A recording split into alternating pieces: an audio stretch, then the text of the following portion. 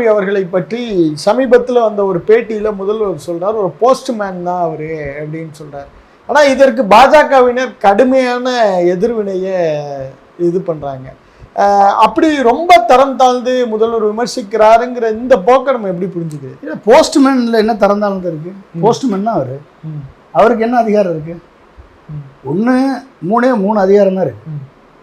மசோதா உங்கள்கிட்ட வந்துச்சு அப்படின்னா அந்த மசோதாவுக்கு அங்கீகாரம் கொடுத்து சைன் பண்ணி அக்செப்ட் பண்ணி மசோதாவை ஏற்றுக்கொண்டு சைன் பண்ணணும். ரெண்டாவது, இந்த மசோதாவை குடியரசுத் தலைவருடைய பார்வைக்கு ரிசர்வ் பண்ணலாம். எப்போ எல்லா மசோதாவையும் பண்ண முடியாது. ஓகே, எல்லா மசோதாவையும் குடியரசுத் தலைவருக்கு அனுப்பிக்கிட்டே இருக்க முடியாது. மசோதா நாட்டினுடைய இன்டெகிரிட்டி சவரனிட்டியை கொஸ்டின் பண்ணக்கூடிய மசோதாவாக இருந்தால் அந்த மசோதாவை குடியரசுத் தலைவருக்கு அனுப்பலாம். நாட்டினுடைய மத்திய அரசினுடைய சட்டத்திற்கும் மாநில அரசினுடைய சட்டத்திற்கும் சட்டத்தை மிஞ்சுவதாக ஒரு டவுட்டு கவர்னருக்கு வந்தால் அந்த மசோதாவை அனுப்பலாம். Okay okay. ஹைகோர்ட்டினுடைய அதிகாரங்களை தலையிடுவதாக ஒரு மாநில அரசு மசோதா நிறைவேற்றினால் அந்த மசோதாவை பிரசிடெண்ட்டுக்கு அனுப்பலாம்.